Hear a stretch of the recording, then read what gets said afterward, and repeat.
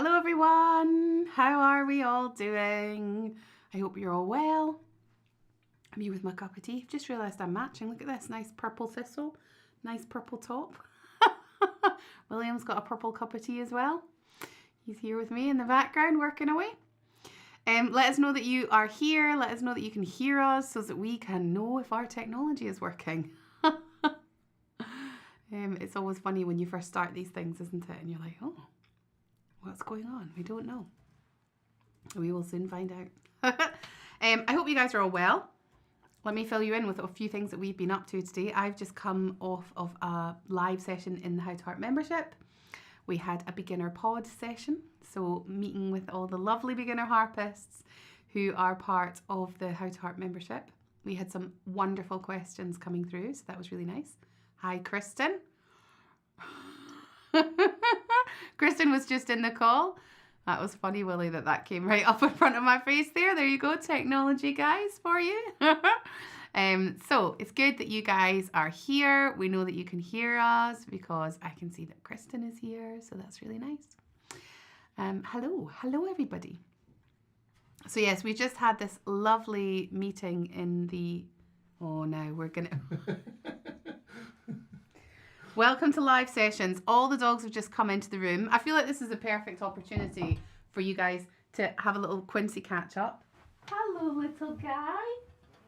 Oh, here he is. Here's little Quincy. He's looking over at William. Yay, look at all the people, they're out there. Oh, Quincy had his first day at puppy school yesterday. Yeah, yesterday. And he was such a clever boy. He was a very, very good boy.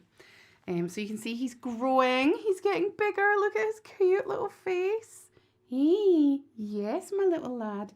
So this is true live session style because just there, Buddy burst into the door, Quincy following him. And actually, as much as we love our dogs, it's maybe not great to have the dogs in the live studio room. So if you just excuse me for 1 minute, I will put them out the room and properly secure the door.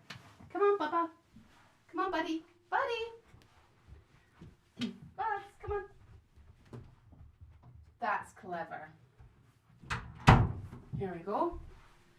The thing is that we love our dogs, but there's a lot of equipment in here.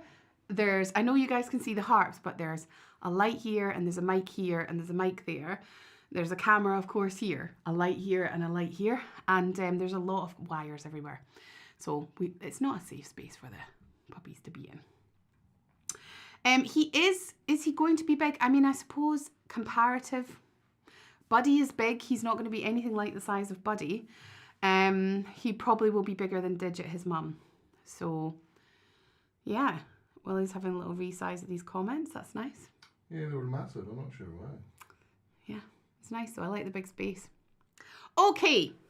It's so lovely to see you all.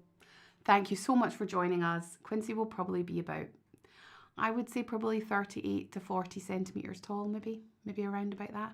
They are very clever. He is a clever boy. Okay. We are here to do some learning. Today I am going to chat to you all about harp keys. So this is, I think, a topic that maybe isn't often delved really deep into. And a lot of the time people kind of assume, yeah, we tune our harp to E flat major. And we are all meant to know what that means and what that is and why we do it. So we're going to just do a little bit of an explanation. Now, I did make a video just recently as part of the Complete Harp Beginner series on tuning your harp, where I do go into a lot more detail on some of the topics I'm going to touch on. So we're going to link that up at the top. So if you haven't watched that, then definitely have a look at that. But the first thing that we need to understand before we actually start to talk about why we tune our harps into certain keys is we have to understand a little bit about keys, major and minor keys, right? Keys that we play our instruments in. And in order for us to do that, we have to understand some things before we understand the keys. So the first thing is I am going to ask William to pull up, if he would, the little slide that says water. So some of you might have heard me talk about this before. This is my little analogy for the different types of notes we have in music. So in music, all of our notes have 3 different states, just like water does. So our natural state for water is a liquid. And if we heat water up, it becomes a gas. And if we cool water down, it becomes a solid, ice. And the same is true for all of our notes in music. And I use my levers to work this out. So without getting into what I'm tuned into yet, if we take my C, for example, my note C is a natural and my lever is not engaged, it's off. If I put my lever on, I am raising the note by what's called a semitone, or by a half step. So if you like, I'm heating the note up and the note becomes a sharp. Okay, so with the lever off on my harp, C is natural. I heat it up, I put the lever on and it becomes a sharp. Okay? Now, you'll notice immediately that with the lever harp, my levers can either be on or they can be off. But our notes have 3 different states, not 2, but 3. So I can have C natural and I can have C sharp, but I can't have C flat on the C string, okay? There are ways that I can actually get C flat, but I can't have it on the C string. Let's take my E, for example. So my harp is tuned into E flat major. And so when I pluck my E string with my lever off, I have an E flat. When I put my lever on, I heat my note up, I raise it, just like in water. If you have ice and you heat it up, it melts, it becomes liquid. In my music, I had my E flat, I put my E lever on, I raised it by a semitone, and it raised up to natural. So if you look down here, we've got the flat at the bottom here. When we raise the flat up, it becomes natural. My E string can only have the lever on or the lever off. It can only be E flat or E natural. My C string can only have the lever on or the lever off. It can either be C natural or it can be C sharp. The lever harp is not a chromatic instrument. It cannot play all the notes of the chromatic scale. It's not like the pedal harp, which can. Because the pedals on the pedal harp can be pushed down and then they can be pushed down again. Okay, so we have 3 different states for each of our strings, for each of our notes on the pedal harp. On the lever harp, we don't have that. All right, so that's the first thing that we really have to understand. Thank you for that slide. Is that our lever harps are not chromatic instruments. Each one of our notes can only have 2 of our states. Okay. They can either be natural and sharp, or they can be flat and natural, because our lever can be on or it can be off. Hi Phyllis, nice to see you. Okay, so that's the first thing we have to understand. Now, the next thing we have to understand before we start talking about the keys on our harp is what a major scale actually is, what a key actually is. So if we could bring up the piano at this point in time. So I know we're learning the harp and we have a picture of a piano in front of us, but actually using the piano can really help us understand music because we can see all the notes. On the harp, we can't look at the harp and see C natural and C sharp right in front of us because it's one string, the lever's on or it's off. Kind of like the same on the violin. We can see the A string, but on the A string we can then play B, C, C sharp. We have to make those notes by placing our fingers. We can't physically see those notes. Whereas on the piano, here, we can see all our notes laid out. So it's quite a useful music theory tool because you can clearly see all the notes. Now we're going to talk a little bit about the major scale. Now this is a Western scale system, major and minor scales. And we use them to construct our music. We use them to structure our music, if you like. Now we're going to talk first of all about the C major scale. Now if you look at this piano, you'll see that we've got a group of 2 blacks, and then a group of 3 blacks, and then a group of 2 blacks, and then a group of 3 blacks. Okay? So in the gaps where we don't have blacks, in between these 2 white notes, which is an E and an F, and in between these 2 white notes, which is a B and a C, and in between these 2 white notes, which again is the E and the F, the distance between these 2 notes is a semitone. Okay? Every other white note, if I come down here, from up here, if I move from the A to the B, we have got a black in between these 2 notes. So when I move from the A to the B, I move a tone or a whole step. I don't move a semitone, a half step, I move a whole step. Okay, so from C to D, I'm moving a tone, a whole step. From D to E, I'm moving a tone, which is a whole step. But from E to F, I'm moving a semitone, which is a half step. And a major scale is a series of tones and semitones, or whole steps and half steps. That is what a major scale is. It's a particular sequence. A major scale is a sequence of notes which fall tone, tone, semitone, tone, tone, tone, semitone. And you can see this clearly on our piano here, because if we start from, let's start from this C. See here, if we go from C to D, you can see that we've got a tone because we have a black note in between the 2. If we move from D to E, we've got a tone.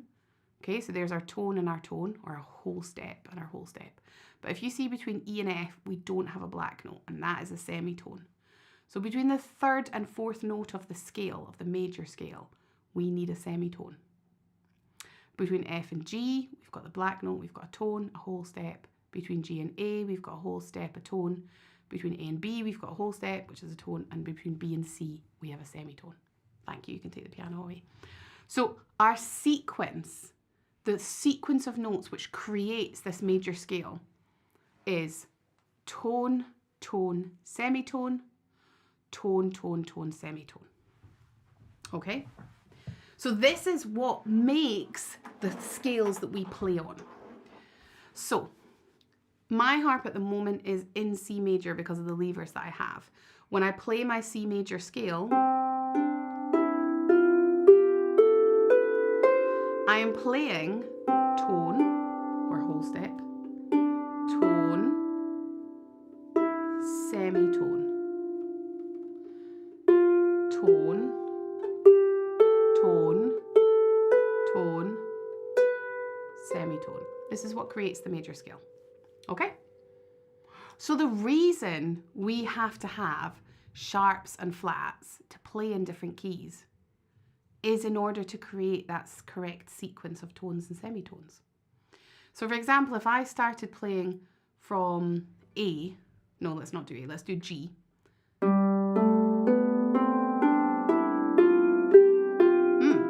Sounds a little bit strange. Well, it's because it's not got the right sequence of tones and semitones. This time we've got tone, that's good, we need that, tone, semitone, that's good, the 3rd and the 4th notes, a semitone, that's right, tone, that's good, tone, oh, hold on, here we've got a semitone, it's in the wrong place to create a major scale. The semitone is in the wrong place in our sequence.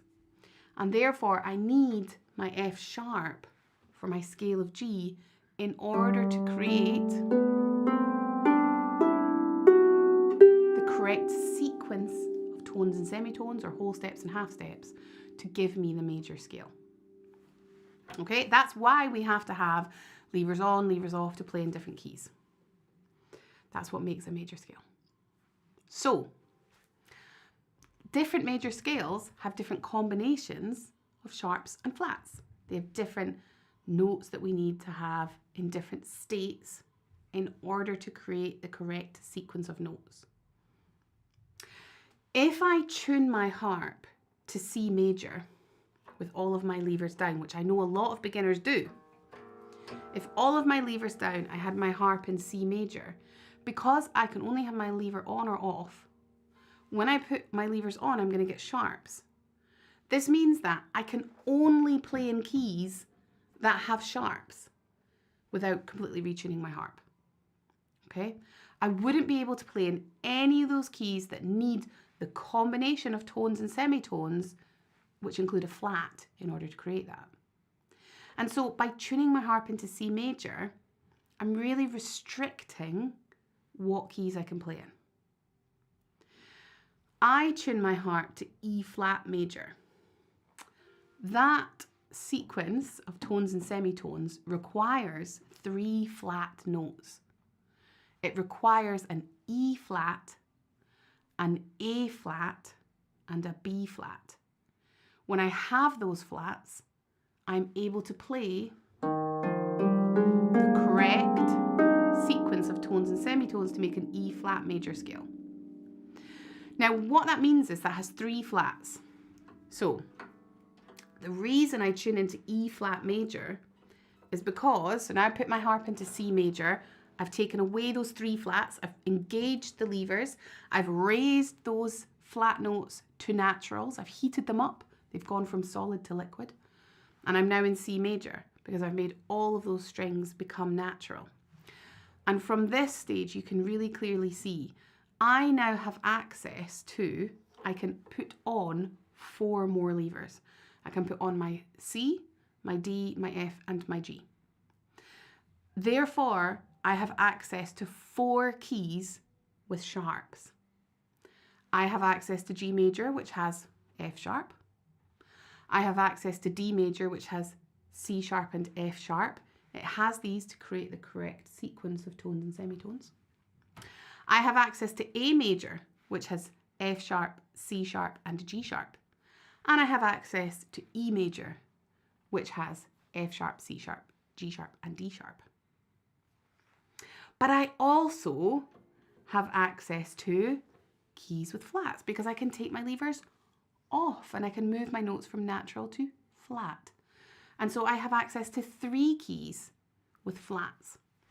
F major, which has a B flat, B flat major, which has a B flat and an E flat, and E flat major, which has B flat, E flat, and A flat. And so by tuning my harp into E flat major, it gives me access to a really nice variety of keys, some with sharps and some with flats. And of course, C major in the middle, which has all naturals.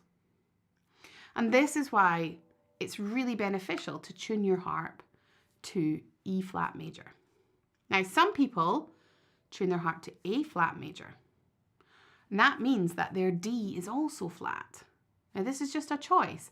It means that they can play in 4 keys with flats and 3 keys with sharps.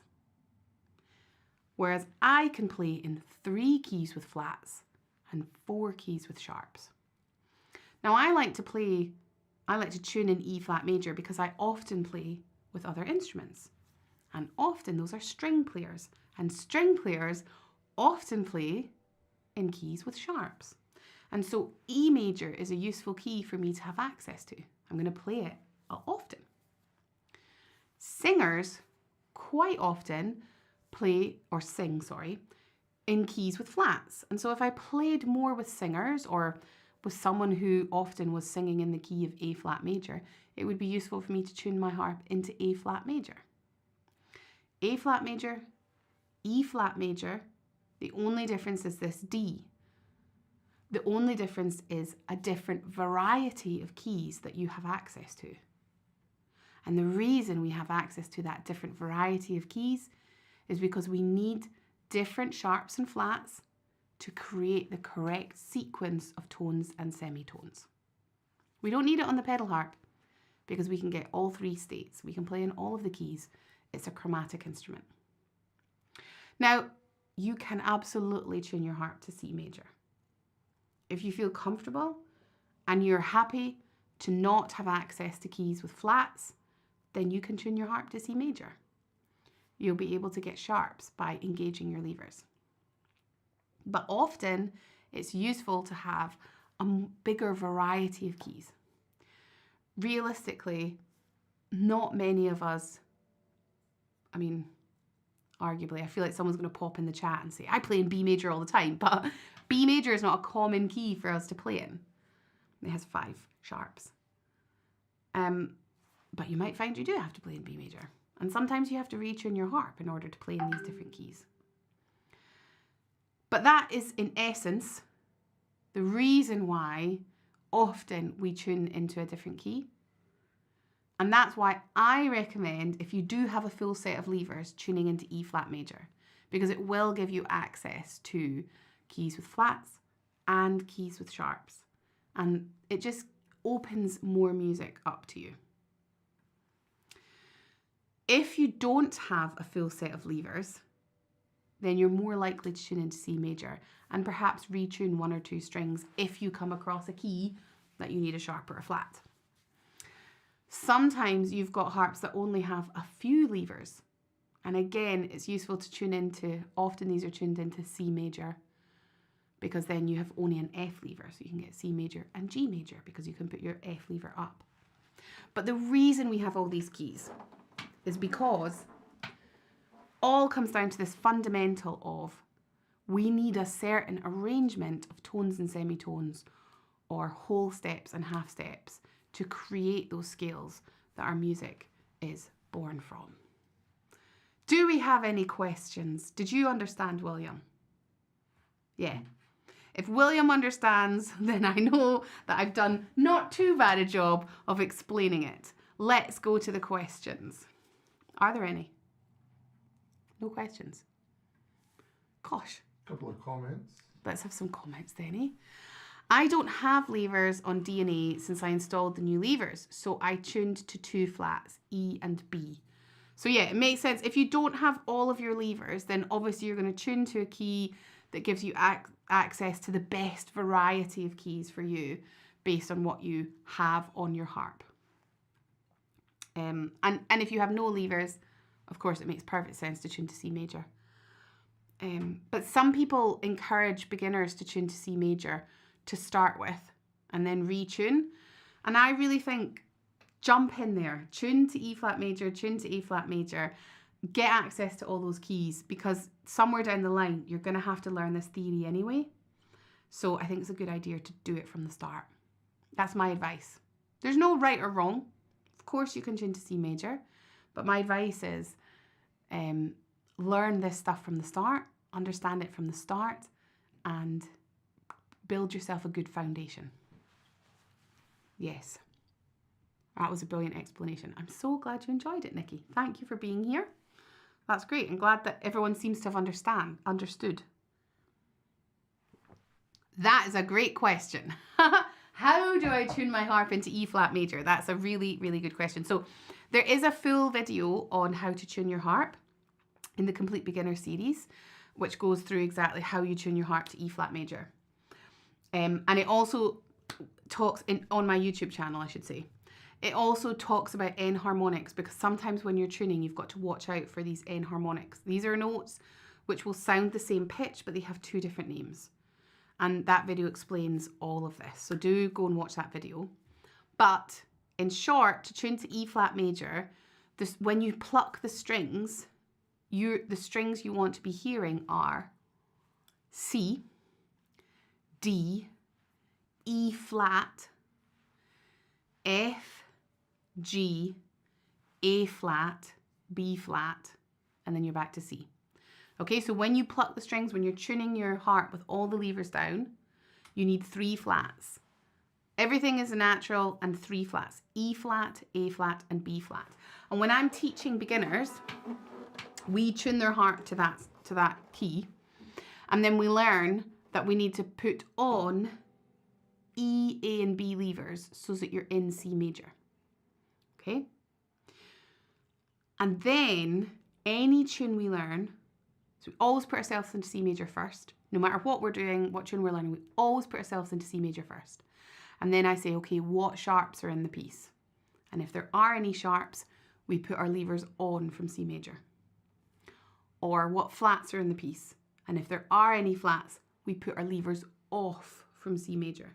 And this really helps instill this idea of sharps going on for certain keys and sharps going off, levers coming off for certain keys. So flats for certain keys. And what I like about that is we are learning the music. So if you learn G major has the levers E, F, A, B, you're not learning the music. If you learn G major has an F sharp, and therefore I need to put my lever on to get the F sharp, then you're learning the music. And then you can also relate to other musicians. Okay, so tune your harp to C, D, E flat, F, G, A flat, B flat. Put on your E, A, and B levers, which puts you into C major, which is all natural. And then when you look at your sheet of music, if you see any sharps, put the levers on. If you see any flats, take the levers off. There you go. That was a good question.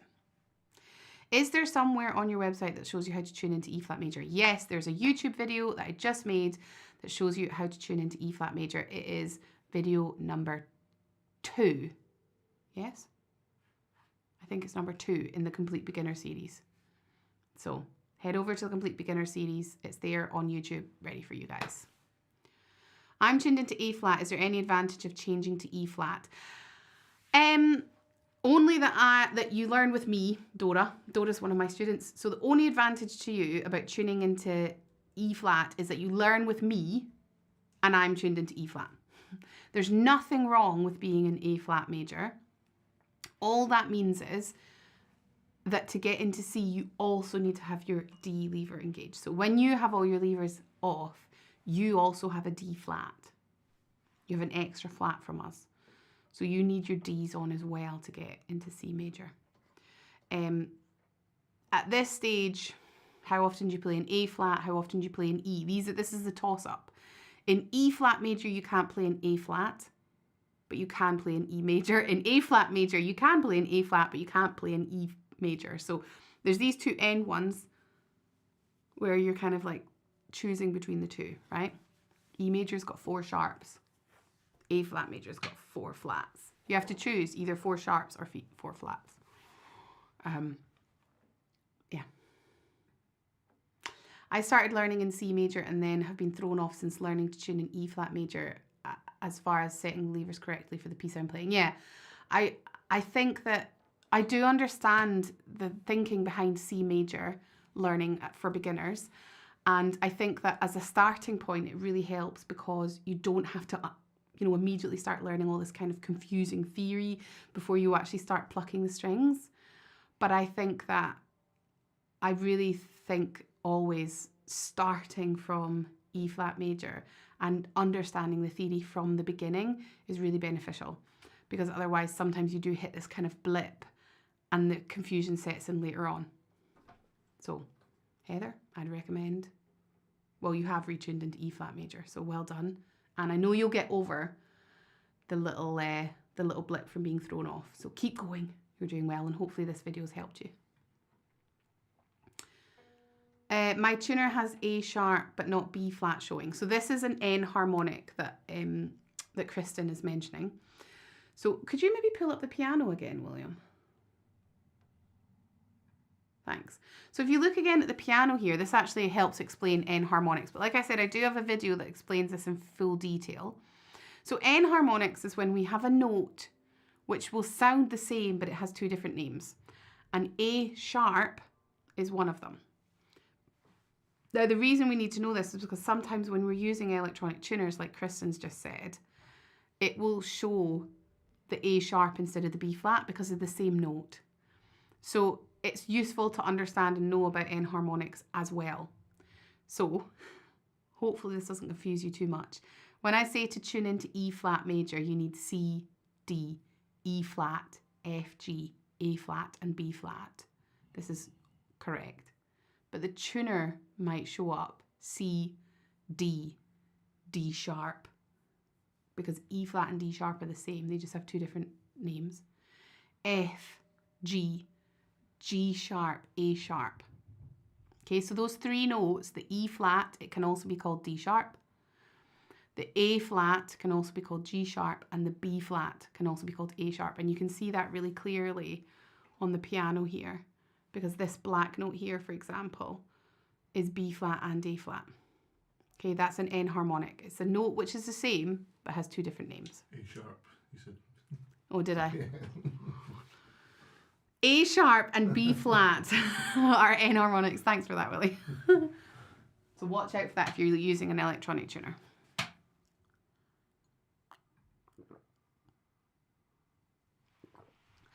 I always remember what I heard you say over a year ago, the mnemonic, elephants are beautiful, to remember which notes to tune. Yeah, elephants are beautiful. So those are the flats you need if you're tuning.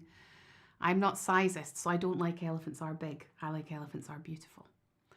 And exactly, that's how I teach everybody what levers they need to engage to get into C major. Elephants are beautiful.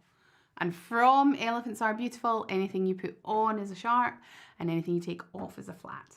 And then you can slowly learn your keys from there.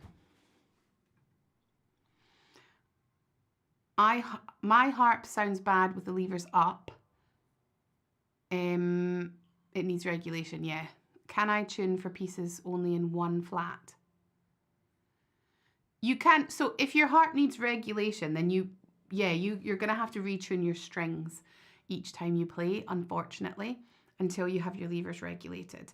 If you have Kamak levers, you can actually easily regulate these yourself. And if you don't, then moving the lever up and down will help you to regulate it. But I'd highly recommend getting that done by a harp maintenance. Luthier. Is it luthier? Luthier. Will he's put any other questions up? But yes, if you are having problems with regulations and the levers aren't moving the strings correctly, then you can retune your harp. I just answered that one. Is that all the questions? Everybody happy? I'm just going to give you guys a few more moments in case there's any last minute questions. And if you're all happy, then actually what I'll tell you about is, it's a rental. I can't do anything about maintenance. If it's a rental, I'd contact the person you're renting it from and say the harp needs regulated. I'm paying for it. It needs regulated. Is that controversial? You know, that's what I would do. I'd contact the person you're renting it from and say the harp needs regulated. And can I go somewhere to get it regulated, or can you get it regulated? I tried the panel tuner from your recommendation and really like it. Thanks for the tip. I love panel tuner. And if you go into the settings of panel tuner, you can tell it to read all the enharmonics as flats, or to read all the enharmonics as sharps. So I really like that you can actually go into the settings of the app and you can click on whether the sharps or flats will be named as sharps or flats. And that's great. So you can just go in there, say, I want them always called flats, and then you don't have to worry about the enharmonics. You just know your C, D, E flat, F, G, A flat, B flat. You're so welcome, Nikki. I'm really glad you found it useful. And so are you, Mitzi. Lots of people who are just in my beginner session. So it's lovely that you guys jumped over onto YouTube to listen. Thank you so much for being here. Great. Well, guys, it has been a lovely session with you all. Thank you everyone who's come along, and watch out because we've got more lives coming up. We've got a really exciting new live series. Can I mention the new live series? I'm going to mention it because I've started saying it. We are going to be interviewing our How to Harp guests. I'm really excited about starting this. So starting next month, the special guest who is going to be with us in How to Harp is going to be joining me live on YouTube for an interview and to learn a bit more about them before they join us in How to Harp membership. So first up, we have the wonderful Eleanor Turner. She's going to be joining me on the first Monday of June, the date of which I don't know is, but the first Monday of June, she's going to be joining us. I believe it's 2 weeks today. And I can't wait for that. So that's going to be great. Okay, guys, it's been a pleasure. I'm going to go and do a bit more training with my little puppy. And hopefully I will see you guys around, but definitely see you in 2 weeks for my interview with the wonderful Eleanor Turner. Bye, everyone.